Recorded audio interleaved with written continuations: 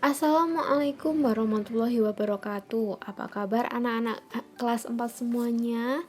Semoga selalu sehat dan tetap dalam lindungan Allah Subhanahu wa taala.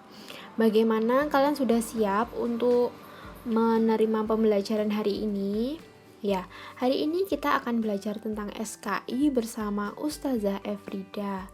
Bab 1 yaitu ketabahan Nabi Muhammad SAW beserta sahabatnya dalam berdakwah. Di sini kompetensi dasar yang kita bahas yaitu memahami ketabahan Nabi dan para sahabatnya serta contoh ketabahan Nabi itu seperti apa. Kita langsung saja ya, jangan lupa disimak. Nah, sebelum kita memasuki pembelajaran hari ini, marilah kita membaca basmalah terlebih dahulu. Bismillahirrahmanirrahim. Di sini kita akan membahas 3 poin. Poin pertama, masa awal dakwah Nabi Muhammad SAW itu seperti apa.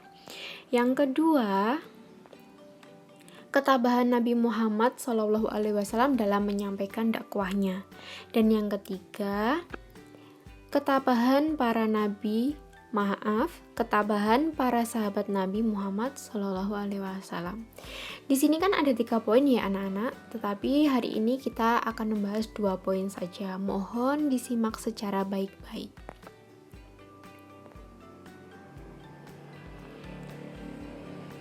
Yang pertama adalah masa awal dakwah Nabi Muhammad SAW. Nah, ketika itu Nabi dan Rasul yang diutus oleh Allah itu adalah Nabi Muhammad SAW. Jadi beliau itu adalah Nabi dan Rasul terakhir yang diutus oleh Allah. Beliau dipilih menjadi Nabi dan Rasul itu pada usia 40 tahun. Nah, sebelum beliau berdakwah, melangsungkan dakwah, beliau itu mendapatkan wahyu dari Allah melalui Warohah bin Naufal, yaitu turunnya Quran surat Al-Alaq ayat 1-5 dengan seruan agar manusia itu beribadah kepada Allah.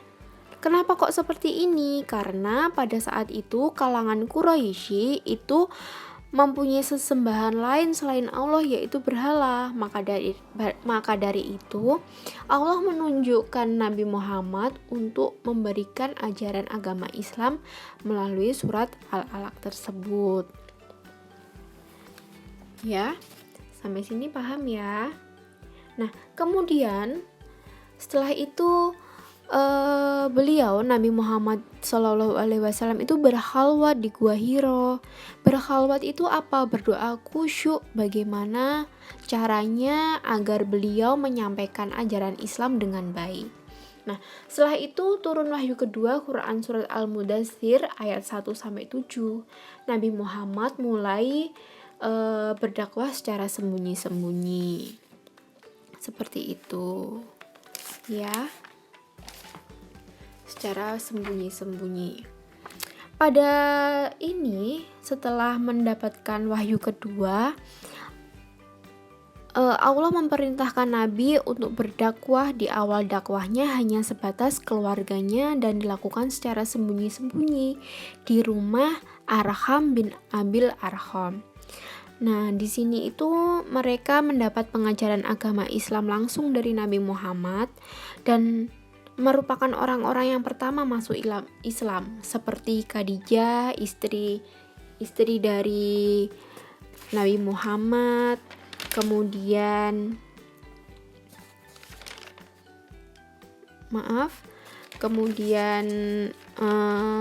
Ali bin Abi Thalib, anak paman dari Muhammad, seperti itu. Nah, dakwah secara sembunyi-sembunyi adalah dakwah pertama beliau dilakukan selama 3-4 tahun.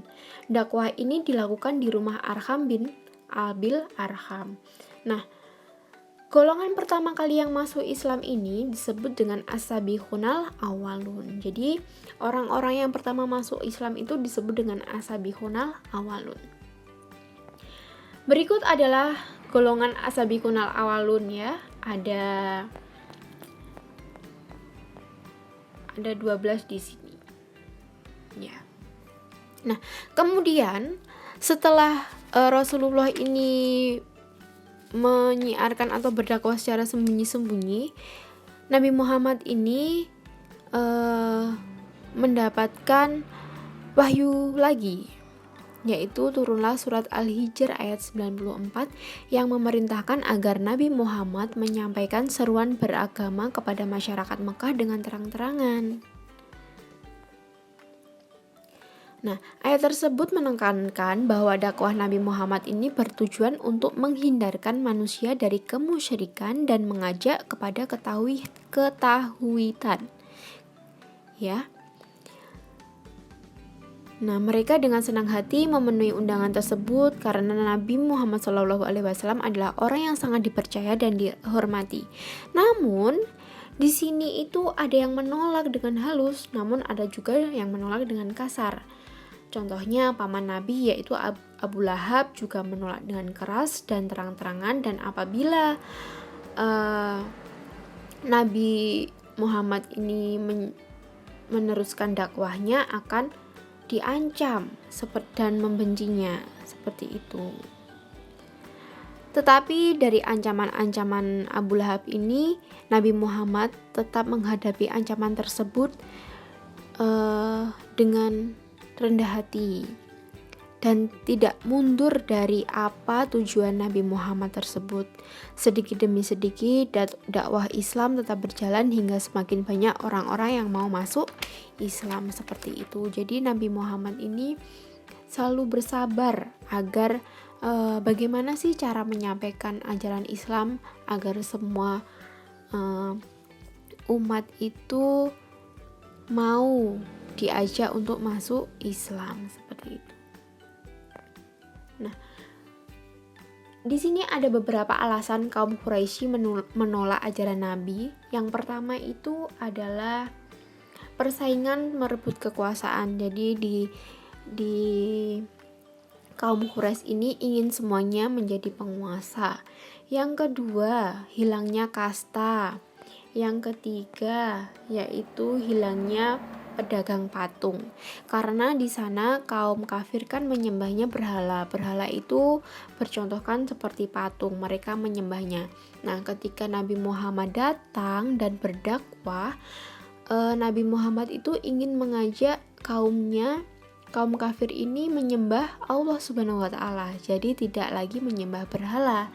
Jadi di sana kaum Quraisy sudah tidak boleh berdagang patung seperti itu.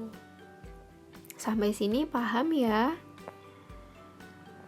Nah, kemudian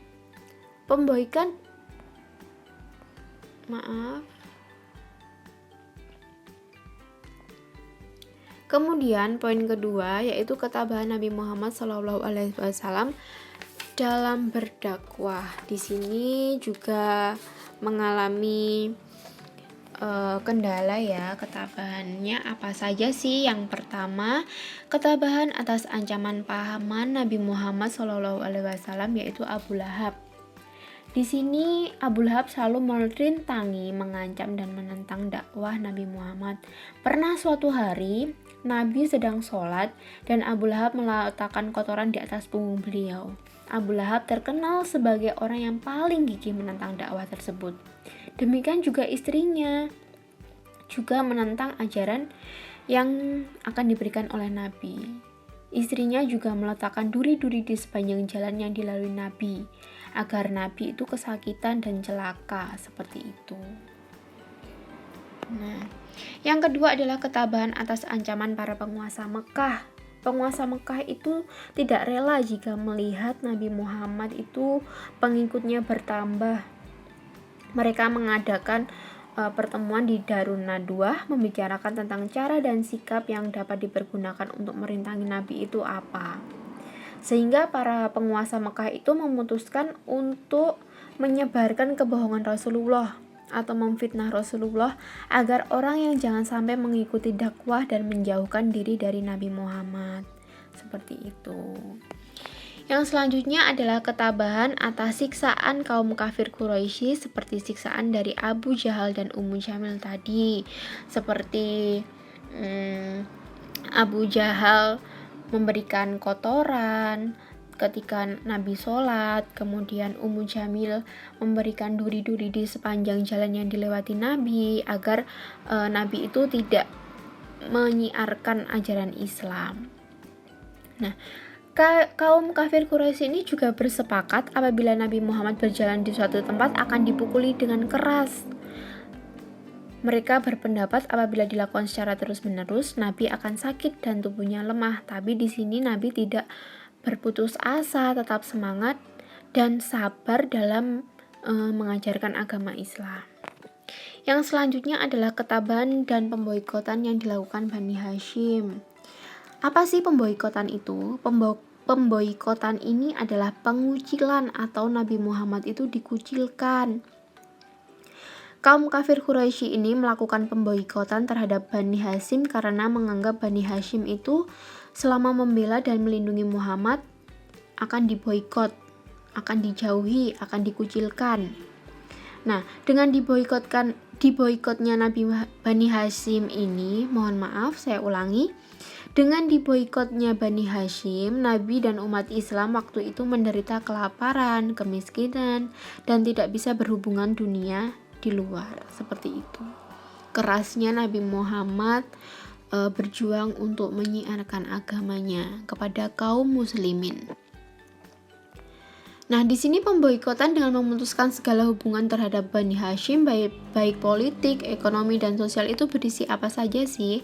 Yang pertama, tidak diperkenankan melakukan jual beli dengan Bani Hashim dan kaum muslimin. Jadi tidak boleh ada transaksi jual beli jika tetap membela Nabi Muhammad. Yang kedua, tidak berbicara dengan Bani Hashim dan kaum muslimin. Jadi benar-benar dikucilkan. Yang ketiga adalah tidak menikahi dan tidak dinikahi oleh kaum muslimin. Jadi tidak boleh sama sekali. Nah, dari situ kejamnya mereka. Dan jadi papan pengumuman pemboikotan ini ditempelkan di dinding Ka'bah agar semua kaum Quraisy itu melihatnya. Dan pengumuman pemboikotan akan dicabut apabila Nabi Muhammad menyerah dan diserahkan untuk dibunuh. Pada saat itu umat Islam bertahan tidak mau menyerahkan Rasulullah walaupun mereka menderita. Akhirnya tahun berganti tahun, papan pengumuman pemboikotan ini lenyap dimakan rayap. Bersama lenyapnya papan pemboikotan itu, berakhirlah pemboikotan terhadap Bani Hashim. Dalam kenyataannya, pemboikotan pada saat itu tidak mampu memaksa umat Islam untuk meninggalkan agamanya.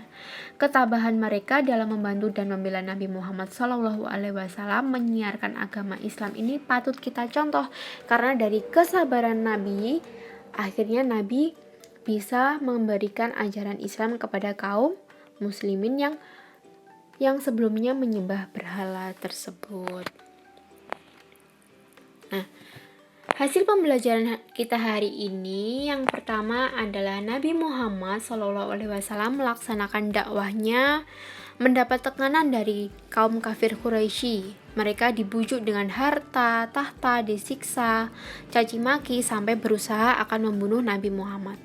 Sahabat Nabi juga mendapatkan tekanan dari kaum Quraisy, namun mereka tetap tabah dan tawakal menghadapinya demi menyiarkan agama Islam. Kemudian Nabi Muhammad juga memulai dakwahnya secara sembunyi-sembunyi dan terang-terangan untuk menyiarkan ajaran Islam ke kaum muslimin.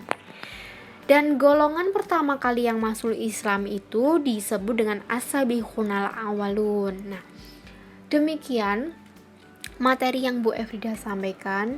Jika ada kurang lebihnya, Bu Efrida mohon maaf.